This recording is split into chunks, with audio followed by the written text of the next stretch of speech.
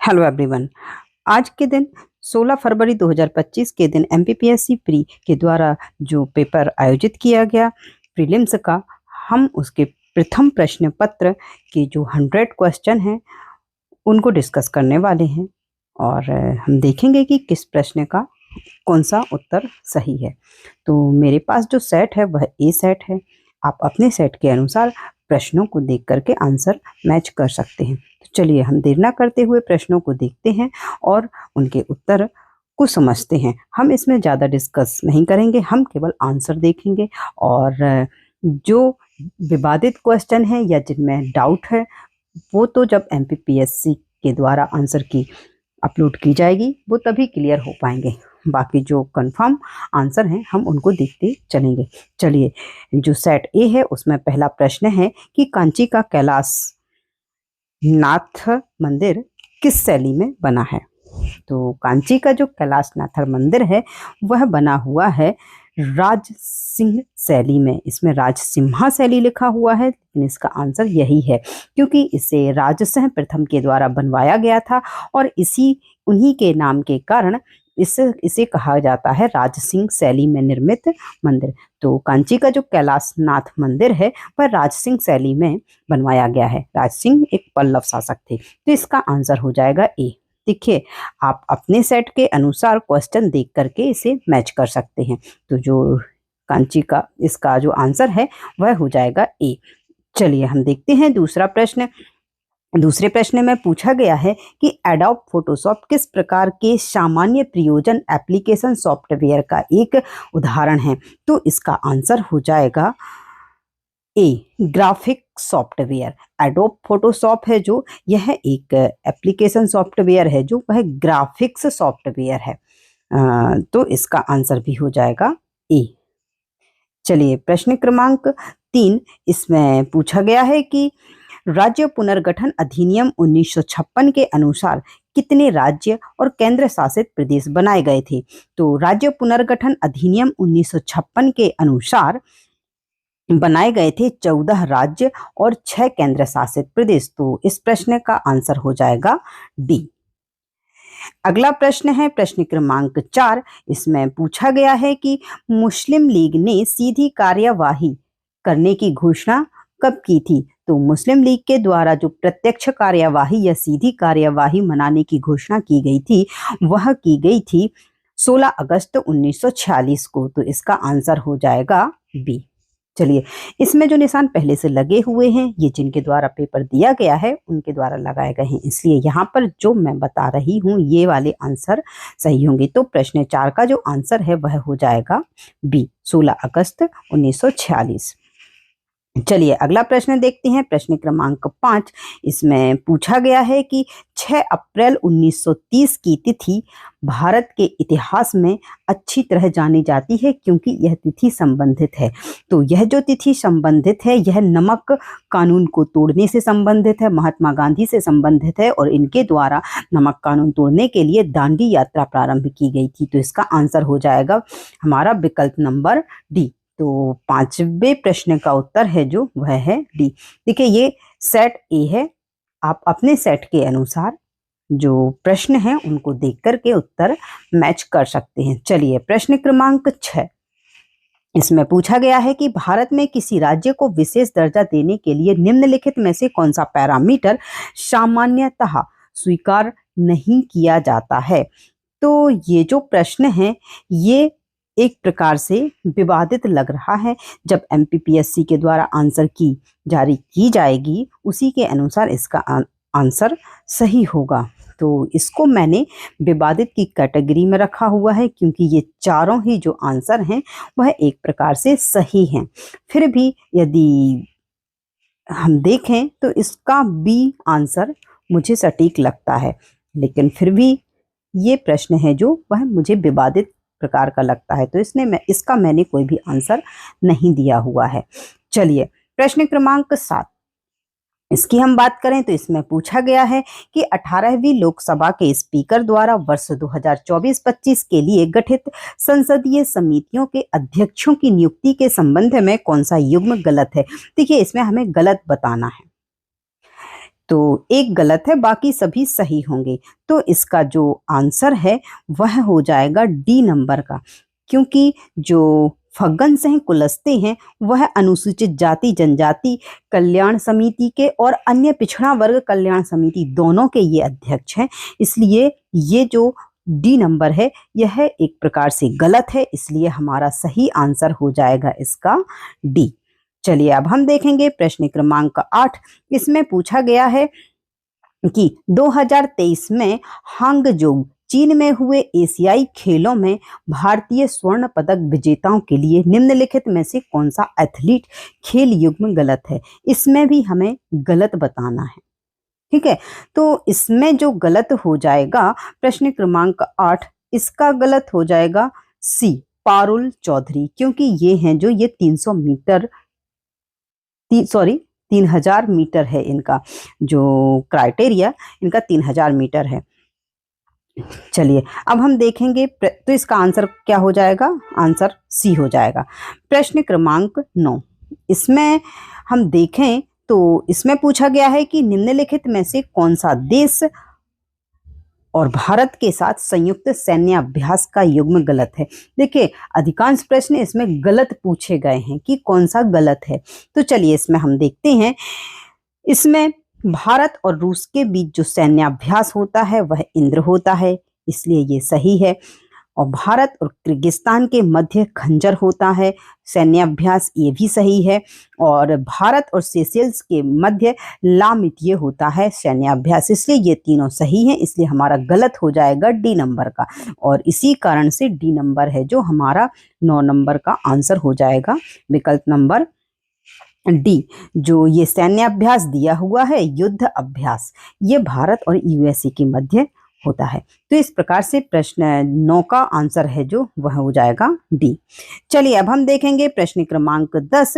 इसमें पूछा गया है कि डेटा सुरक्षा प्रबंधन का सिद्धांत जो ग्राहकों और संगठन के डेटा को अवैध पहुंच या प्रयोग से सुरक्षित रखने के लिए उपयोग की जाने वाली प्रक्रियाओं, नीतियों और नियंत्रणों को शामिल करता है, उसे कहा जाता है। तो इसे कहा जाता है कॉन्फिडेंशियलिटी। तो इसका आंसर है जो वह हो जाएगा डी।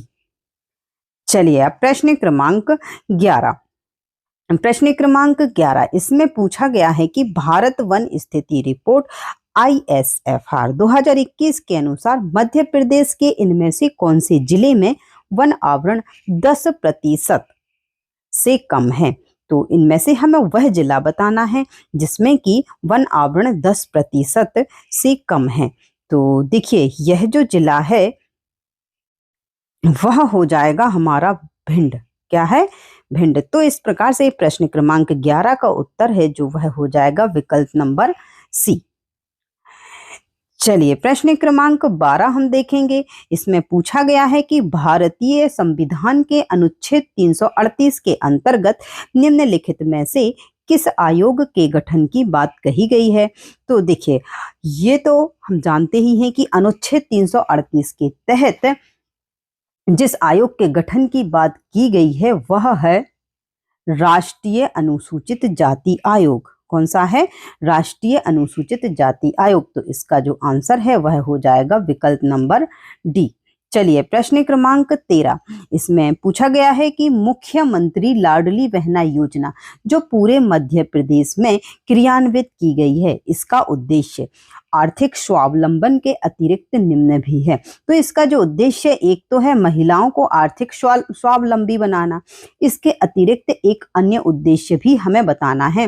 तो इसका एक अन्य उद्देश्य है महिलाओं के स्वास्थ्य एवं पोषण को ध्यान में रखना। तो इसका आंसर हो जाएगा हमारा विकल्प नंबर सी। प्रश्न क्रमांक 13 का जो आंसर है वह हो जाएगा विकल्प नंबर सी। चलिए प्रश्न क्रमांक 14 को हम देखते हैं। इसमें पूछा गया है कि 30 अप्रैल 1977 से 23 जून 1977 के दौरान जब मध्य प्रदेश में राष्ट्रपति शासन लागू किया गया था तब मध्य प्रदेश के राज्यपाल कौन थे। तो हमें इस अवधि के मध्य में जो राज्यपाल थे मध्य प्रदेश के उनका नाम बताना है। तो वो थे श्री सत्यनारायण सिन्हा। इसलिए इसका जो आंसर है वह हो जाएगा विकल्प नंबर बी। चलिए अगला प्रश्न है प्रश्न क्रमांक 15। इसकी हम बात करेंगे। प्रश्न क्रमांक 15 में पूछा गया है कि मध्य प्रदेश के निम्नलिखित राज्यपालों में से किसका कार्यकाल सबसे छोटा रहा है। तो जिन राज्यपालों के नाम हमें विकल्प के रूप में दिए गए हैं, इनमें से सबसे कम जो कार्यकाल रहा है वह रहा है हरि विनायक पाटस्कर का। किनका रहा है? हरि विनायक पाटस्कर का। तो इस प्रकार से प्रश्न क्रमांक 15 का जो उत्तर है वह हो जाएगा विकल्प नंबर बी। चलिए हम देखते हैं अब प्रश्न क्रमांक 16। प्रश्न क्रमांक 16 इसमें पूछा गया है कि मार्च 2023 तक भारत में इनमें से कौन से राज्य में सौर ऊर्जा की स्थापित क्षमता सर्वाधिक थी। तो इसकी हम बात करें मार्च 2023 तक भारत में वह राज्य जिसमें सौर ऊर्जा स्थापित करने की क्षमता सर्वाधिक थी वह राज्य था राजस्थान। कौन सा राज्य? राजस्थान। तो इस प्रकार से जो प्रश्न क्रमांक 16 है इसका उत्तर हो जाएगा हमारा सी, राजस्थान, जिसकी की 17.8 गीगावाट इसकी क्षमता थी। तो सर्वाधिक क्षमता थी राजस्थान राज्य की। चलिए प्रश्न क्रमांक 17 इसमें पूछा गया है कि दशक 2001 से 2011 में किस राज्य की जनसंख्या वृद्धि दर भारत में सर्वाधिक रही। तो यह राज्य है मेघालय। तो इसकी जो दशकीय वृद्धि दर है वह है 27.95%। तो इस प्रकार से विकल्प नंबर सी मेघालय राज्य है जिसकी 2001 से 2011 के मध्य जनसंख्या वृद्धि दर सर्वाधिक रही है भारत में। चलिए प्रश्न क्रमांक 18। प्रश्न क्रमांक 18 इसमें पूछा गया है कि इनमें से कौन से चक्रवात ने नवंबर-दिसंबर 2024 में तमिलनाडु के तटीय भाग को प्रभावित किया था। तो यह जो चक्रवात था वह था फेंगल चक्रवात। तो इस प्रकार से इसका जो आंसर है वह हो जाएगा विकल्प नंबर डी, फेंगल।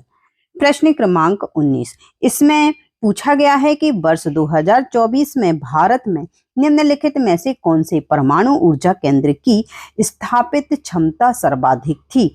तो इसका जो आंसर है वह हो जाएगा कुडनकुलम। क्या हो जाएगा? कुडनकुलम। तो इस प्रकार से इसका आंसर हो जाएगा विकल्प नंबर डी।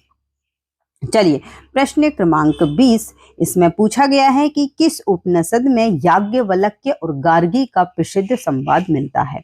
तो इसमें हमें वह उपनिषद बताना है जिसमें याज्ञवल्क्य और गार्गी इनके बीच जो वेदों को लेकर के एक संवाद हुआ था वह किस वेद में हुआ था। तो इनके बीच जो संवाद हुआ था वह हुआ था बृहदारण्यक उपनिषद में। तो बृहदारण्यक उपनिषद है जो इसका आंसर हो जाएगा, इसलिए इसका आंसर है विकल्प नंबर ए। चलिए प्रश्न क्रमांक 21 की हम बात करेंगे। प्रश्न क्रमांक 21 में पूछा गया है कि निम्नलिखित में से कौन सा गैर लाभकारी संगठन भारत में रोबोटिक्स और ऑटोमेशन में मानक स्थापित करने के लिए शीर्ष निकाय है। तो इसका जो आंसर है वह है विकल्प number A, all India council for robotics and automation, AICAR। ये जो संस्था है यह रोबोटिक्स और ऑटोमेशन में मानक स्थापित करने के लिए एक संस्था है, all India council for robotics and automation. तो इसका जो आंसर है वह हो जाएगा विकल्प नंबर ए। आप अपने सेट के अनुसार प्रश्न देख करके आंसर मैच कर सकते हैं। ये सेट है जो वह ए सेट है, सेट नंबर ए है यह। चलिए हम देखेंगे प्रश्न क्रमांक 22। एक मैलवेयर जो एक वैध सॉफ्टवेयर की तरह दिखता है और एक बार जब यह उपयोगकर्ता को बहलाकर इसे इंस्टॉल करवा देता है तो यह काफी हद तक वायरस या वर्म की तरह कार्य करता है। इसे कहा जाता है, तो देखिए इसे कहा जाता है ट्रोजन। क्या कहा जाता है? ट्रोजन। इसलिए इसका आंसर हो जाएगा विकल्प नंबर सी, क्या है इसका आंसर? ट्रोजन। ठीक है। चलिए अब हम देखेंगे प्रश्न क्रमांक 23। प्रश्न क्रमांक 23 इसमें पूछा गया है कि भारतीय संविधान के किस अनुच्छेद के अंतर्गत राष्ट्रपति राज्य विशेष के लिए अनुसूचित जनजाति समुदायों के लिए लोक अधिसूचना जारी करते हैं। तो इसका जो आंसर है वह हो जाएगा विकल्प नंबर सी, अनुच्छेद 342। चलिए अब हम देखते हैं प्रश्न क्रमांक 24। प्रश्न क्रमांक 24 इसमें पूछा गया है कि मध्य प्रदेश में मैग्नीज के संबंध में निम्नलिखित कथनों को पढ़िए और नीचे दिए गए कोट से सही उत्तर का चयन कीजिए। चलिए इस प्रकार से आपको ये सभी विकल्प पहले पढ़ने होंगे, जिसमें दिया गया है पहला कि वर्ष 2020 से 2021 में मध्य प्रदेश मैग्नीज निक्षेप में देश में द्वितीय स्थान पर था। तो देखिए जो मैग्नीज निक्षेप में मध्य प्रदेश था वह द्वितीय स्थान पर नहीं, किस स्थान पर था? तृतीय स्थान पर। ये याद रखना है, इसलिए ये विकल्प है जो ये गलत हो जाएगा। तो हम और नंबर 2, वर्ष 2020-21 में मध्य प्रदेश मैग्नीज उत्पादन में देश में प्रथम स्थान पर था, ये सही हो जाएगा। जो हमारा उत्तर है, ये जो कथन है ये सही है। छिंदवाड़ा जिले में गोदावरी एवं वर्धा नदी घाटियों में मैग्नीज के निक्षेप हैं, ये भी सही है। झाबुआ जिले की थांदला तहसील में मैग्नीज के निक्षेप हैं, ये भी सही है। इस प्रकार से 2, 3 और 4 ये जो कथन है ये हमारे सही हो जाएंगे, इसलिए इसका जो कूट है बी नंबर का 2, 3 और 4 ये हमारा सही हो जाएगा। एक हमारा पहले से गलत हो गया, तो इस प्रकार से इसका जो आंसर है वह हो जाएगा विकल्प नंबर बी। ठीक है, चलिए अब हम देखेंगे अगला प्रश्न, जिसमें पूछा गया है कि भारत के राष्ट्रपति पर महाअभियोग निम्नलिखित में से किस आधार पर लगाया जा सकता है। तो भारत में, हमारे देश में यदि हम बात करें संविधान में कि राष्ट्रपति पर महाअभियोग केवल महाभियोग लगाया जा सकता है, वह लगाया जा सकता है संविधान के उल्लंघन पर।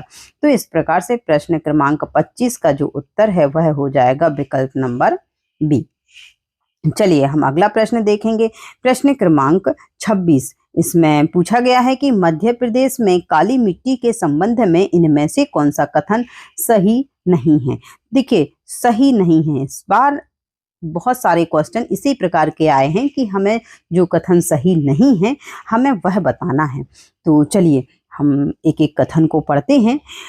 तो काली मिट्टी के संबंध में, यह दक्कन लावा से अपक्षय से निर्मित हुई है, ये बिल्कुल सही है। इस मिट्टी में नाइट्रोजन, फास्फोरस एवं जैव पदार्थों की अधिक मात्रा पाई जाती है, ये गलत है, क्योंकि हम वैसे ही अंदाजा लगा सकते हैं काली मिट्टी है जो लावा के निक्षेपों से निर्मित हुई है, इनके अपक्षय से, जिनमें कि ये जैव पदार्थ इसमें नहीं पाए जाते। तो इस प्रकार से भी हम इसमें अंदाजा लगा सकते हैं। इस मिट्टी में नमी धारण करने की क्षमता अधिक होती है, बिल्कुल सही है। और यह राज्य के पश्चिमी भागों में पाई जाती है, ये भी सही है। तो इस प्रकार से हमें गलत बताना है, तो विकल्प नंबर बी गलत है, इसलिए हमारा उत्तर हो जाएगा बी। तो प्रश्न क्रमांक 26 का उत्तर क्या हो जाएगा? विकल्प नंबर बी। चलिए अब हम देखते हैं प्रश्न क्रमांक 27। प्रश्न क्रमांक 27 में पूछा गया है कि ICMR राष्ट्रीय जनजाति स्वास्थ्य अनुसंधान संस्थान INIRTH मध्य प्रदेश के किस शहर में स्थापित है? तो यह स्थापित है जबलपुर में। मध्य प्रदेश के जबलपुर में ये जो NIRTH अनुसंधान संस्थान है, यह जबलपुर में स्थापित है। तो इसका जो आंसर है वह हो जाएगा विकल्प नंबर डी।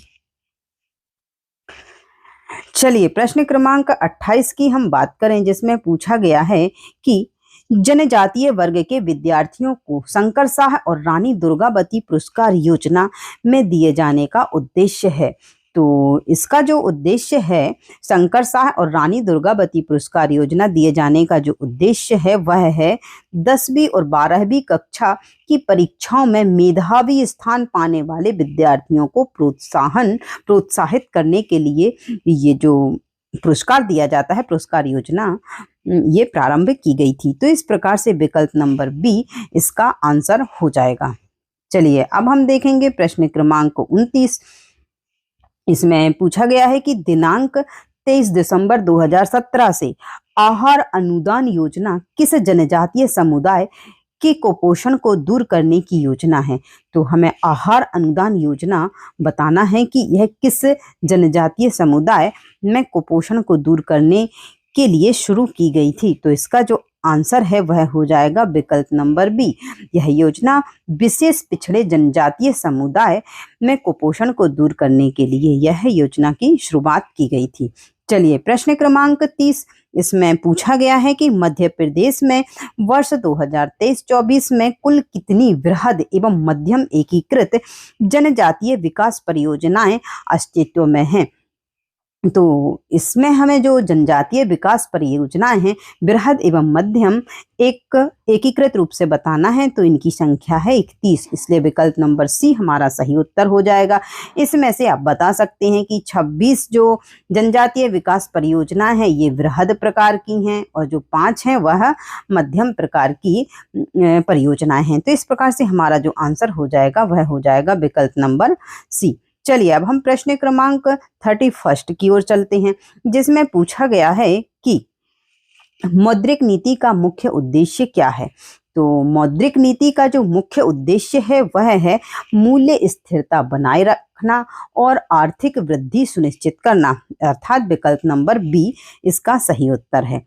प्रश्न क्रमांक 32। इसमें पूछा गया है कि वित्तीय वर्ष 2023-24 में भारत के कुल व्यापार घाटे को कम करने में किस क्षेत्र ने महत्वपूर्ण भूमिका निभाई। तो इसका जो आंसर है वह हो जाएगा सेवा निर्यात। सेवा निर्यात है जो इसने व्यापार घाटे को कम करने में महत्वपूर्ण भूमिका निभाई वर्ष 2023-24 में, और इसलिए इसका जो आंसर है वह हो जाएगा विकल्प नंबर सी। चलिए अब हम बात करेंगे प्रश्न क्रमांक 33 की। इसमें पूछा गया है कि वर्ष 2017-18 में भारत के किस राज्य में विनिर्माण क्षेत्र में पूंजी गहनता सबसे अधिक है। तो यदि हम 2017-18 में इस राज्य की बात करें तो वह राज्य है गुजरात। कौन सा राज्य है? गुजरात। तो इस प्रकार से 33 नंबर का जो प्रश्न है इसका उत्तर हो जाएगा विकल्प नंबर ए, गुजरात। चलिए हम 34 नंबर का प्रश्न देखते हैं, जिसमें पूछा गया है कि भारत किन कृषि उत्पादों में सबसे बड़ा उत्पादक है। तो इसका जो आंसर है वह हो जाएगा हमारा विकल्प नंबर बी, दूध, दालें और मसाले। जो भारत है दूध, दाल और मसालों में सबसे बड़ा उत्पादक है।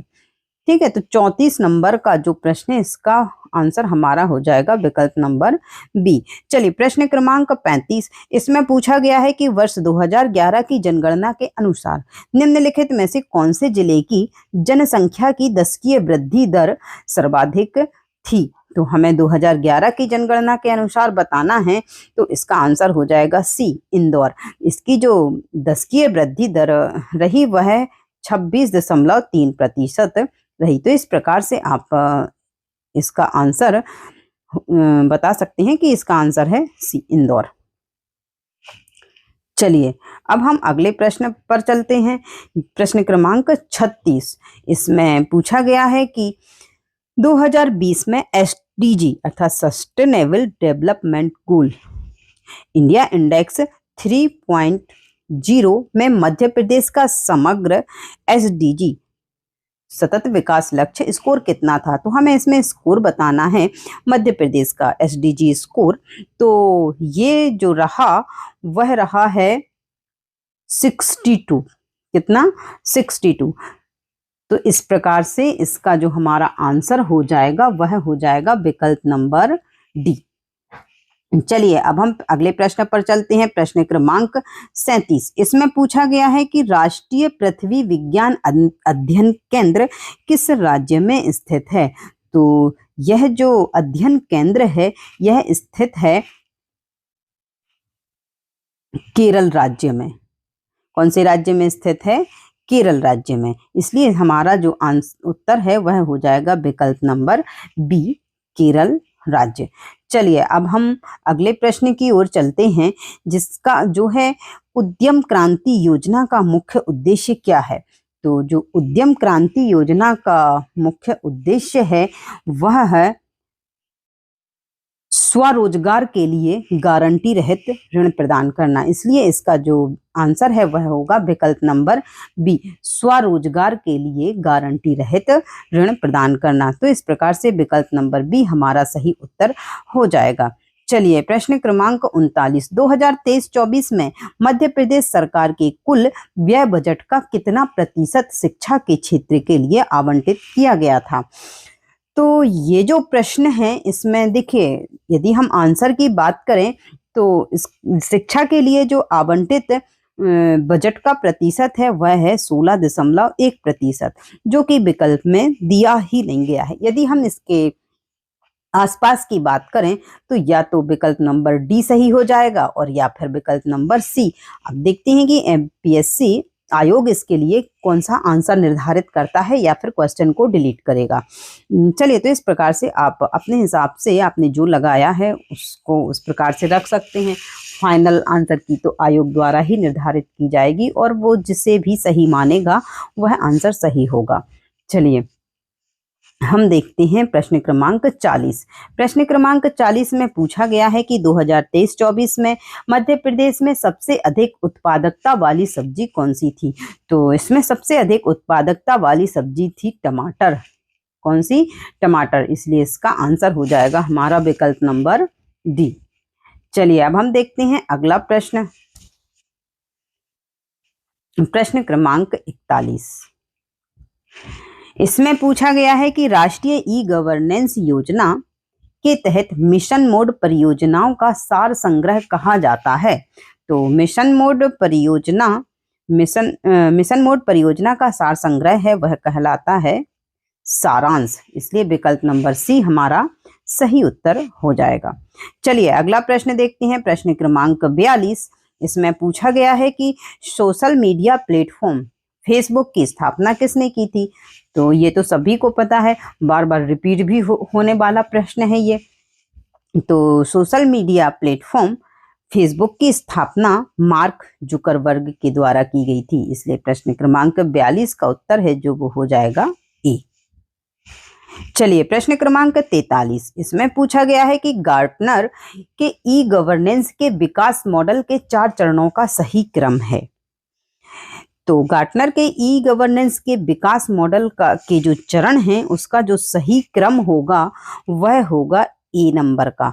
सबसे पहले सूचना, फिर बातचीत, फिर लेन देन, उसके बाद परिवर्तन। तो इस प्रकार से इसका जो आंसर हो जाएगा वह विकल्प नंबर ए इसका सही आंसर रहेगा। प्रश्न क्रमांक 44। निम्नलिखित में से कौन 2024 के पद्म विभूषण पुरस्कार के प्राप्तकर्ता नहीं है।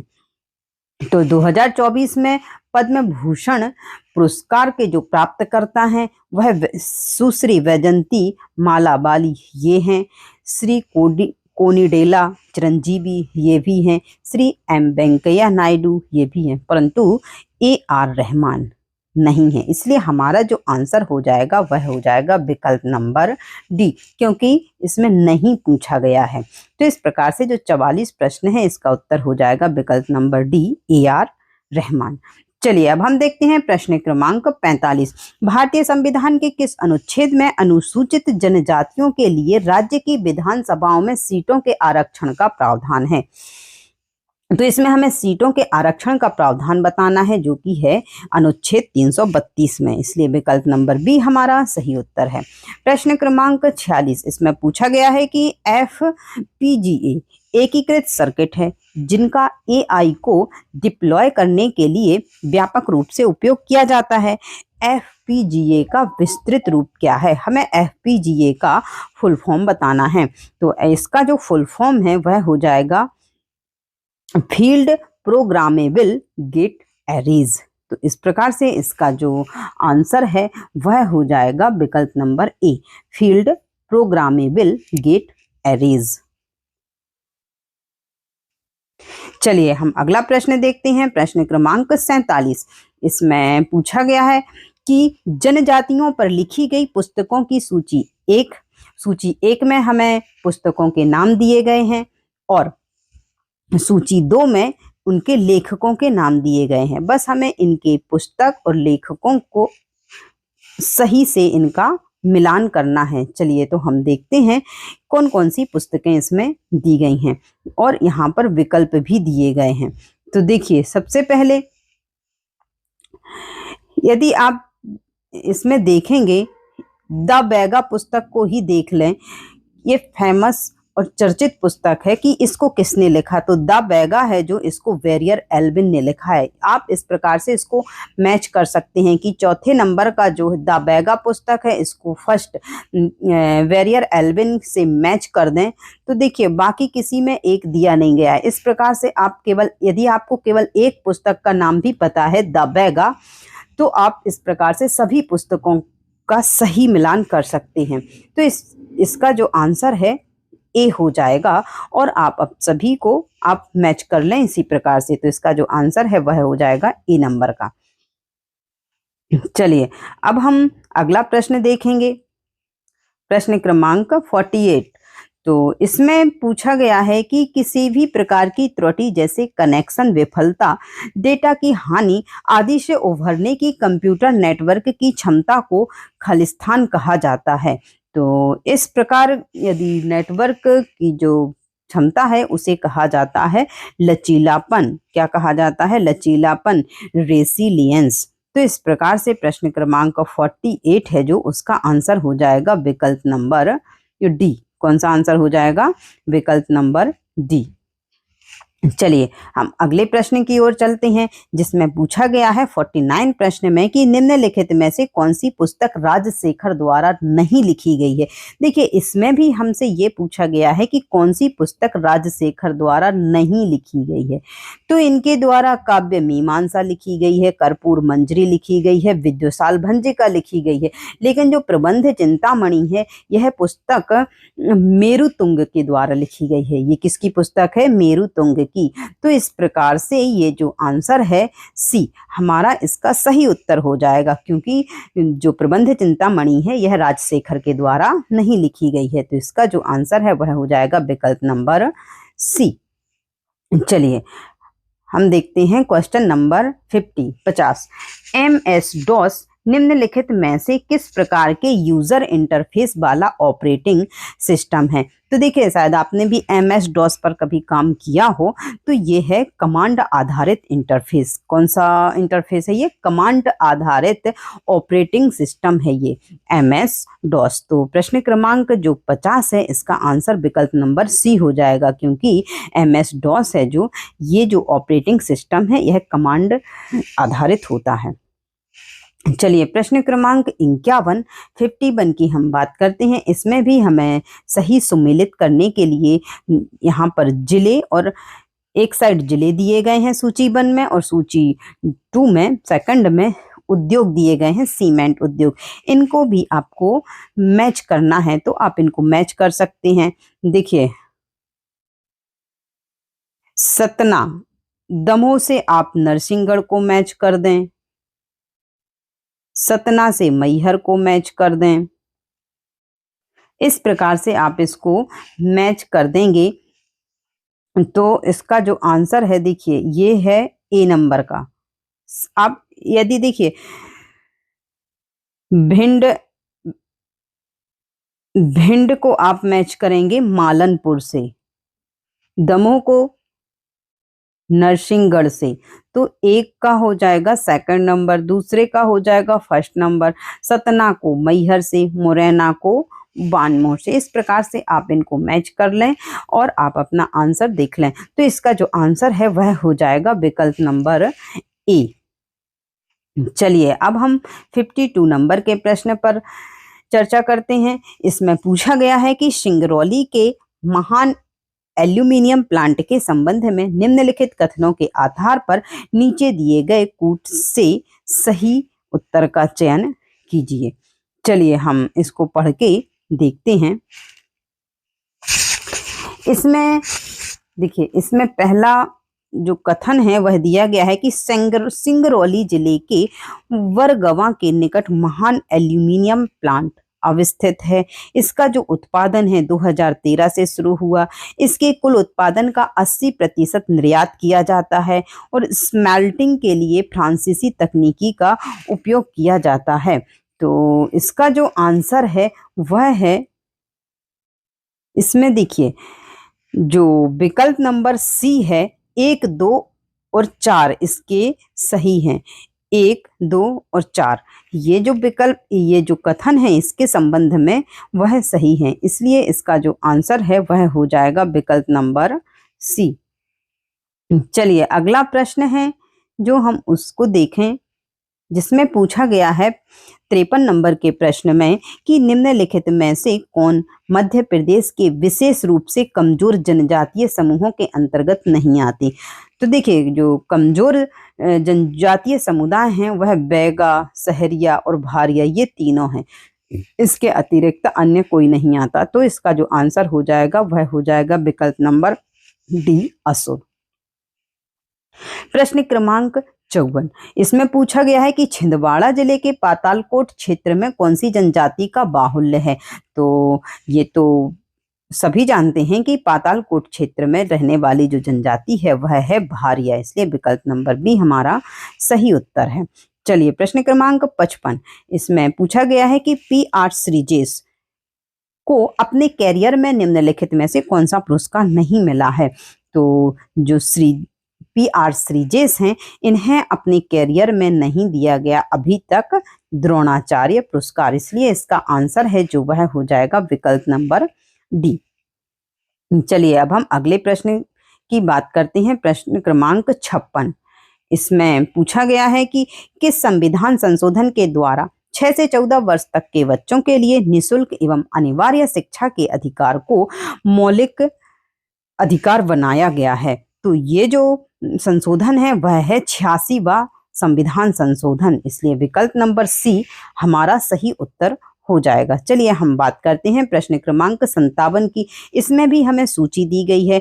एक सूची 1 में नदियां दी गई हैं और सूची 2 में स्थान दिए गए हैं इन नदियों के किनारे पर जो स्थान है, तो आप इनको मैच कर सकते हैं। छिप्रा को उज्जैन से मैच कर देंगे, ताप्ती को मुल्ताई से मैच कर देंगे, ठीक है। इसी प्रकार से आप सभी को मैच कर देंगे और इसका जो आंसर हो जाएगा हमारा वो हो जाएगा डी नंबर का। इस प्रश्न को देखिए, हम देख सकते हैं कि जो आप बेतवा है, बेतवा नदी के किनारे ओरछा, ताप्ती, मुल्ताई, छिप्रा, उज्जैन, वैनगंगा, बालाघाट, इस प्रकार से आप ये जो विकल्प हैं इनको मैच कर सकते हैं और आपका इसका आंसर हो जाएगा विकल्प नंबर डी। चलिए 58वां प्रश्न है जिसमें पूछा गया है कि मध्य प्रदेश की जलवायु के संबंध में निम्नलिखित कथनों को पढ़िए और नीचे दिए गए कूट से सही उत्तर का चयन कीजिए। ठीक है, तो इसका जो आंसर है वह हो जाएगा, आप पहले इन कथन को पढ़ेंगे कि प्रदेश में अधिकांश वर्षा मानसून से होती है, सही है। शीतकाल में वायु की गति ग्रीष्म काल एवं वर्षा ऋतु की अपेक्षा तीव्र होती है, तो ये गलत हो जाएगा। प्रदेश में मानसूनी वर्षा के वितरण पर समुद्र से दूरी का प्रभाव पड़ता है, सही है। पचमढ़ी में ग्रीष्मकाल में तापमान समुद्र तल से ऊंचाई से संबंधित है, ये भी सही है। तो इस प्रकार से जो यह प्रश्न है इसका आंसर हमें सही बताना है, तो 1, 3 और 4 ये सही हो जाएंगे, इसलिए हमारा विकल्प नंबर सी इसका सही उत्तर हो जाएगा। चलिए अब हम देखेंगे अगला प्रश्न। अगले प्रश्न में पूछा गया है कि सूची 1 को सूची 2 से सुमेलित कीजिए। चलिए इसमें भी आप देख सकते हैं कि एक साइड हमें खनिज का नाम दिया गया है और एक साइड प्रमुख क्षेत्र दिए गए हैं, तो आप इनको मिला सकते हैं। देखिए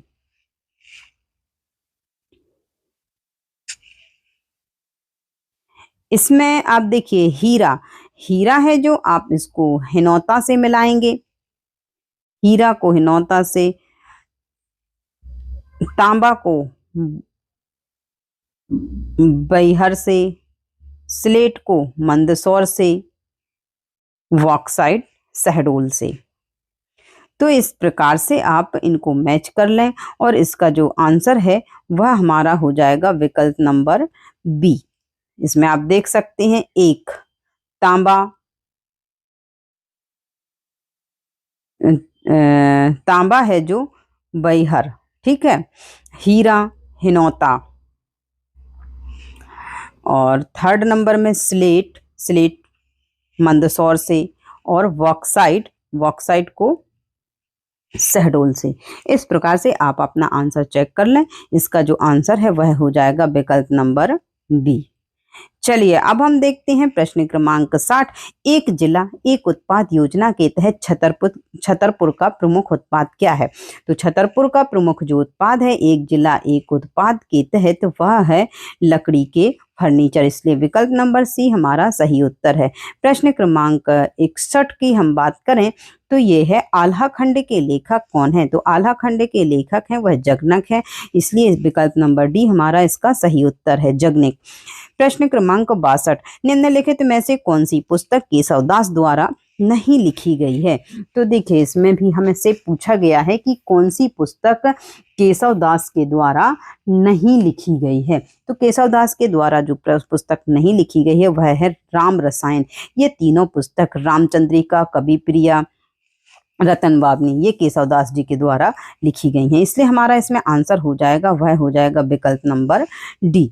चलिए प्रश्न क्रमांक 63, इसमें पूछा गया है कि मध्य प्रदेश के मतंगेश्वर मंदिर कहाँ स्थित है? मध्य प्रदेश में जो मतंगेश्वर मंदिर है वह है खजुराहो में, इसलिए विकल्प नंबर डी हमारा सही उत्तर है। चलिए अगला प्रश्न 64वां प्रश्न, जिसमें पूछा गया है कि निम्नलिखित में से कौन सी मानव शरीर की सबसे छोटी मांसपेशी है? ध्यान रखिए इसमें मांसपेशी पूछा गया है ना कि अस्थि।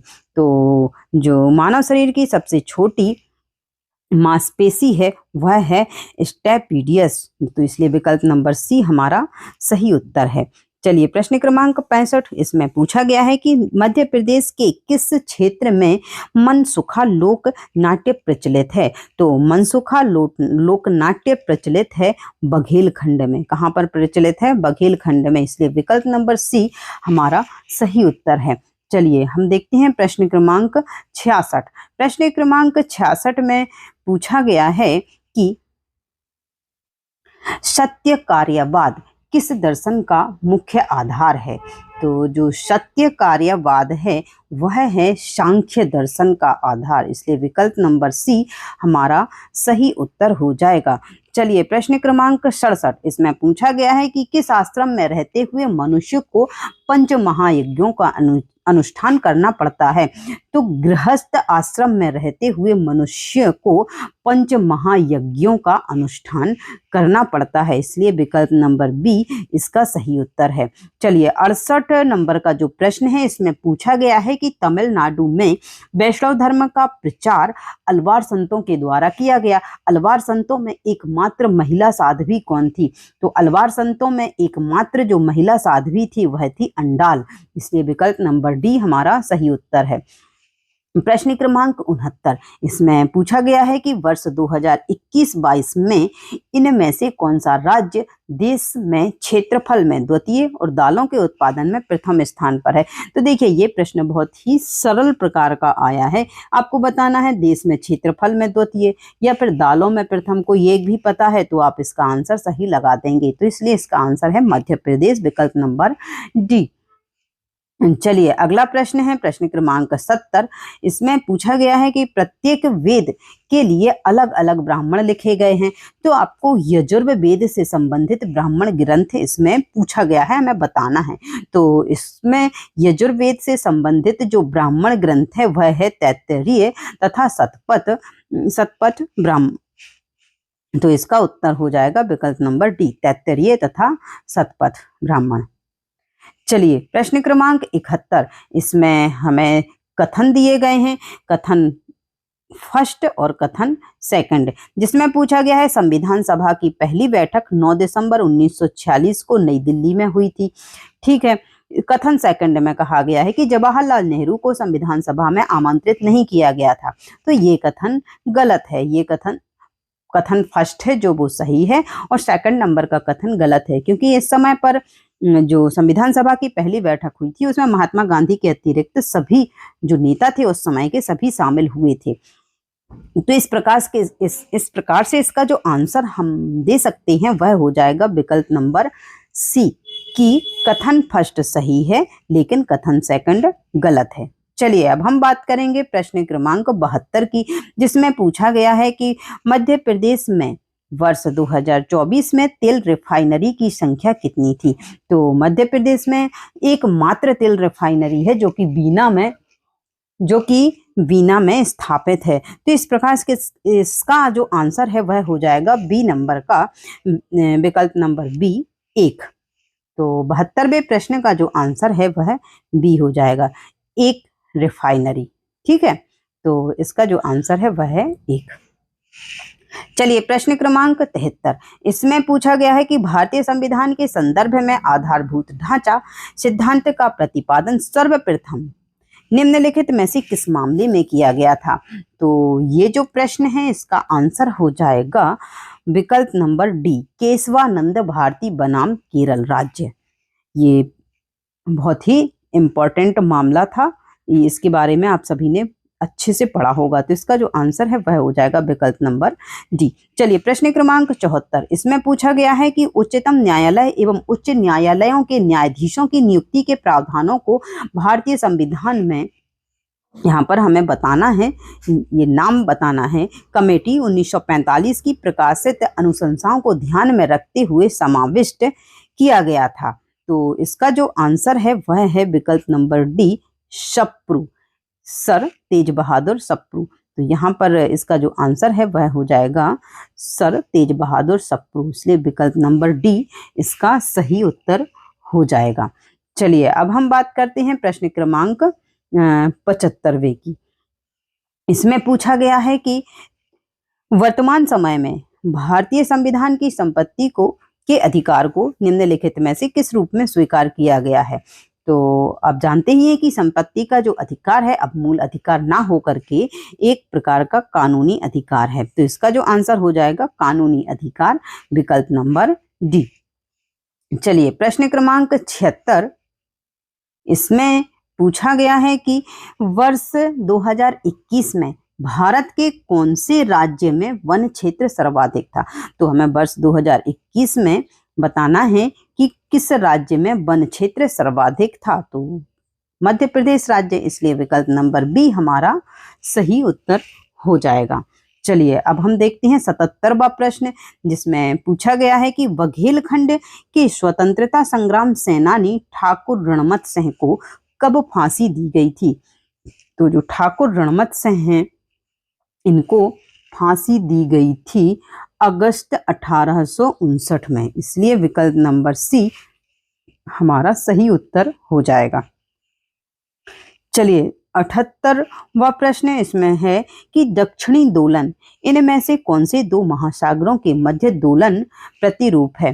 तो इसका जो आंसर है वह हो जाएगा प्रशांत एवं हिंद महासागर, प्रशांत महासागर और हिंद महासागर, इसलिए विकल्प नंबर डी इसका विकल्प नंबर बी, कौन सा विकल्प बी, प्रशांत एवं हिंद महासागर इसका उत्तर हो जाएगा।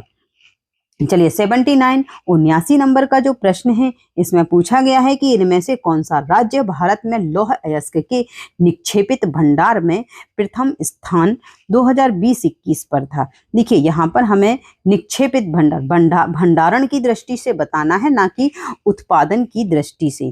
तो भंडारण में यदि हम बात करें तो हमें प्रथम स्थान बताना है, तो इसका जो प्रथम स्थान हो जाएगा वह हो जाएगा कर्नाटक राज्य का। ठीक है, तो इसका जो आंसर है वह हो जाएगा विकल्प नंबर सी, कर्नाटक राज्य। चलिए प्रश्न क्रमांक 80, इसमें पूछा गया है कि निम्नलिखित में से सबसे लंबी नदी कौन सी है। तो ये जो नदियां हैं इन सभी में सबसे लंबी नदी है गोदावरी। कौन सी नदी है? गोदावरी सबसे लंबी नदी हो जाएगी, जिसकी लंबाई 1465 किलोमीटर है। गोदावरी की जो लंबाई है कितनी है? 1465 किलोमीटर। तो इनमें से सबसे लंबी नदी है गोदावरी। तो आंसर हमारा विकल्प नंबर डी, गोदावरी। चलिए अब हम 81वें प्रश्न पर चलते हैं, जिसमें पूछा गया है कि 15 नवंबर को जनजातीय गौरव दिवस किस जनजातीय नायक के जन्म दिन के सम्मान में आयोजित किया जाता है? तो इसका जो आंसर है वह हो जाएगा भगवान बिरसा मुंडा, विकल्प नंबर सी। भगवान बिरसा मुंडा के जन्मदिन के सम्मान में यह जो जनजातीय गौरव दिवस है ये मनाया जाता है, आयोजित किया जाता है। तो विकल्प नंबर सी भगवान बिरसा मुंडा इसका आंसर हो जाएगा। चलिए 82वां प्रश्न, इसमें पूछा गया है कि T20 विश्व कप फाइनल 2024 के संबंध में कौन सा कथन गलत है?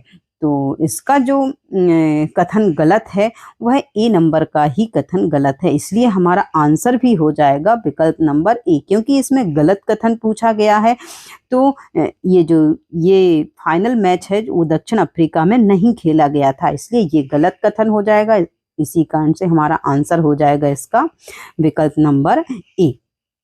चलिए 83वां प्रश्न है जो इसमें पूछा गया है कि मध्य प्रदेश सरकार ने रानी दुर्गावती की 500वीं जयंती मनाने के लिए कई पहल की हैं, तो निम्नलिखित में से कौन सी सही हैं? तो हमें इनमें से बताना है कौन सी इसमें से सही हैं। चलिए तो हम बात करते हैं, इसका जो आंसर है वह हो जाएगा रानी दुर्गावती अन्य प्रोत्साहन योजना। जबलपुर में रानी दुर्गावती स्मारक एवं उद्यान का निर्माण। मध्य प्रदेश जनजाति महिला कल्याण बोर्ड की स्थापना, सही है। और रानी दुर्गावती की जयंती पर सार्वजनिक अवकाश घोषित करना ये गलत है। तो इस प्रकार से 1, 2 और 3 ये जो कथन है ये सही है, इसलिए विकल्प नंबर सी 1, 2 एवं 3 हमारा सही हो जाएगा और सी नंबर का जो विकल्प है वह सही उत्तर होगा। चलिए प्रश्न क्रमांक 84, इसमें पूछा गया है कि वर्ष 2023 के लिए मध्य प्रदेश सरकार के प्रतिष्ठित किशोर कुमार सम्मान के प्राप्तकर्ता कौन थे?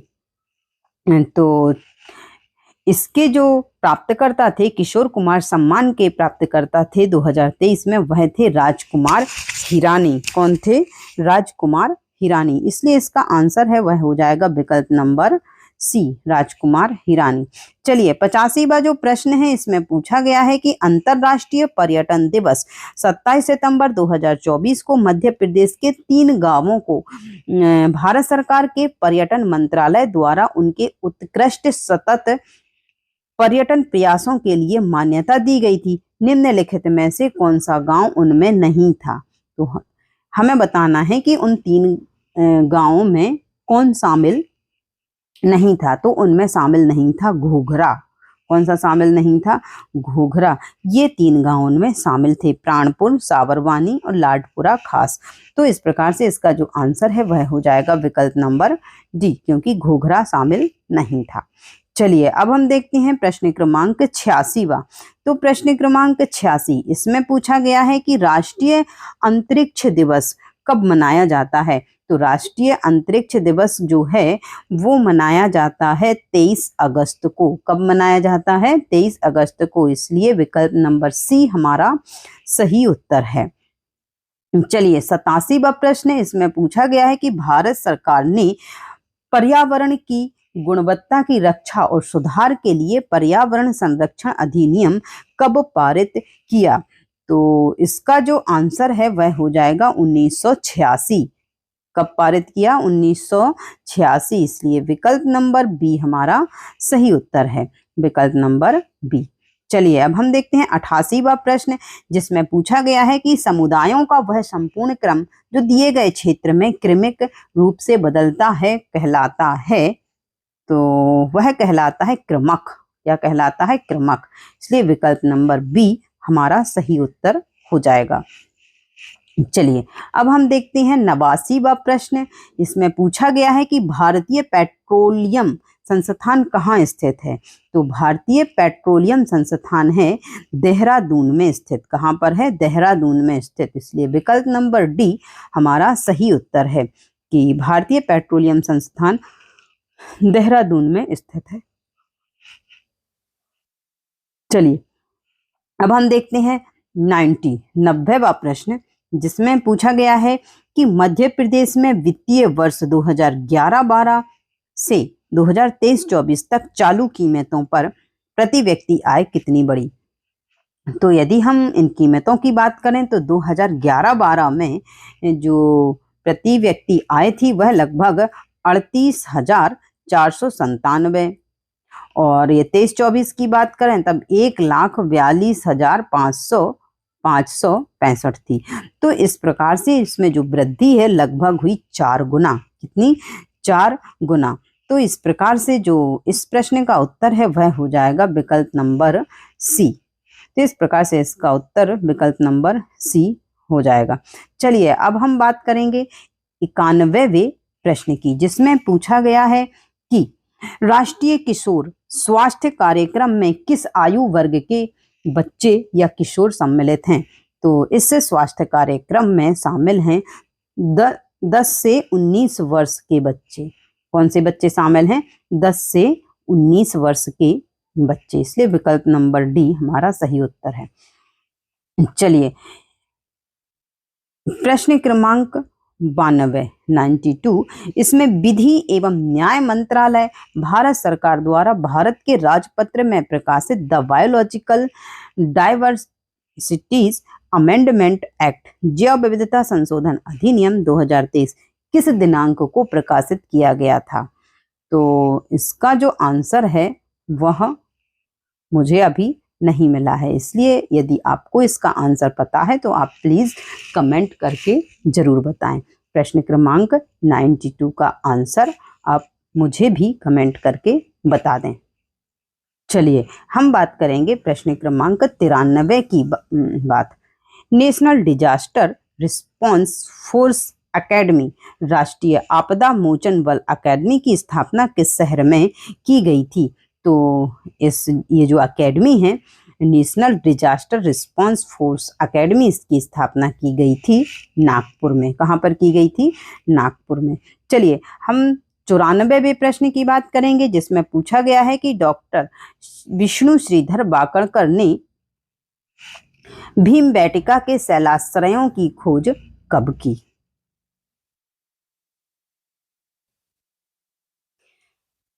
तो देखिए इसकी खोज है जो डॉक्टर विष्णु श्रीधर वाकणकर के द्वारा भीमबेटका के जो शैलाश्रय हैं इनकी खोज 1957 में की गई थी, इसलिए इसका जो आंसर है 1957-58 सही हो जाएगा विकल्प नंबर डी। इस प्रकार से जो इसका आंसर है वह हो जाएगा 1957 से 58।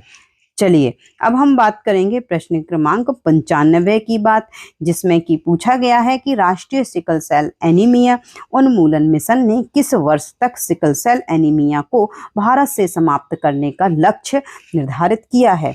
तो ये जो लक्ष्य निर्धारित किया गया है ये किया गया है वर्ष 2047 तक। तो इसलिए विकल्प नंबर डी हमारा इसका सही उत्तर हो जाएगा वर्ष 2047 तक। चलिए प्रश्न क्रमांक 96, इसमें पूछा गया है कि उचेहरा कांस्य शिल्प का बड़ा केंद्र है। उचेहरा मध्य प्रदेश के किस जिले में स्थित है। तो जो उचेहरा है वह सतना जिले में आता है। किस जिले में आता है? सतना जिले में। इसलिए विकल्प नंबर बी इसका सही उत्तर हो जाएगा कि उचेहरा सतना जिले के में स्थित है। चलिए प्रश्न क्रमांक 97, बाघ जो कि जिला धार में स्थित है, बाघ की किस गुफा को रंग महल कहा जाता है। तो हमें इसमें बताना है कि जो बाघ की गुफाएं हैं उसकी किस गुफा को रंग महल कहा जाता है। तो बाघ की जो चौथी गुफा है इसको कहा जाता है रंग महल। क्या कहा जाता है? रंग महल। इसकी जो दूसरी गुफा है उसको पांडव गुफा कहा जाता है, आप जानते ही होंगे। तीसरी गुफा को हाथी गुफा कहा जाता है। तो इस प्रकार से बाघ की जो चौथी गुफा है उसे रंग महल कहा जाता है, इसलिए इस प्रश्न का उत्तर हो जाएगा विकल्प नंबर सी। तो हमारा सही उत्तर है जो है विकल्प नंबर सी, चौथी गुफा। चलिए अब हम बात करते हैं 98वें प्रश्न की, जिसमें पूछा गया है कि इनमें से कौन सी दो श्रेणियों के मध्य नीलगिरी पहाड़ियां स्थित हैं। तो इसमें तो आप देख ही सकते हैं कि यदि नीलगिरी पहाड़ियों की बात की जाए तो वो साउथ में स्थित हैं, और ये सभी जो श्रेणियां बताई गई हैं ये नॉर्थ की हैं। तो साउथ में देखिए सह्याद्री एवं पूर्वी घाट, अर्थात पूर्वी घाट और पश्चिमी घाट के मध्य में नीलगिरी की पहाड़ियां स्थित हैं, इसलिए विकल्प नंबर सी इसका सही उत्तर हो जाएगा। चलिए 99वां जो प्रश्न है वह है कि छतरपुर के चरण पादुका गोलीकांड की भीड़ पर गोली चलाने का आदेश किसने दिया था। तो ये आदेश दिया था जीटी फिशर ने। किसने दिया था? जीटी फिशर ने, इसलिए विकल्प नंबर ए हमारा इसका सही उत्तर हो जाएगा। चलिए अंतिम और आखिरी प्रश्न है कि टूरिया जंगल सत्याग्रह का नेतृत्व किसके द्वारा किया गया था। तो जो टूरिया जंगल सत्याग्रह है इसका नेतृत्व किया गया था मूका लोहार के द्वारा। किसके द्वारा किया गया था? मूका लोहार के द्वारा। तो देखिए इस प्रकार से हमने आज जो एमपीपीएससी प्री का जो पेपर आयोजित किया गया था, हमने उसके प्रश्न क्रमांक 1 से लेकर 100 तक सभी देख लिए हैं। केवल 1-2 प्रश्नों में डाउट है, 2 प्रश्न ही ऐसे थे जिनमें कि डाउट था। बाकी आप अपने ये जो सेट था ये सेट नंबर ए था, आप अपने सेट के हिसाब से अपने प्रश्नों को मिला सकते हैं। हम जल्द ही इसके लिए कट ऑफ लेकर के आएंगे। तो चलिए आप देख सकते हैं कि आपके कितने आंसर इसमें सही हो रहे हैं और आप किस प्रकार से अपने मेंस की तैयारी की रणनीति बना सकते हैं। अब मिलते हैं हम इसी प्रकार के अगले वीडियो में। जय हिंद, जय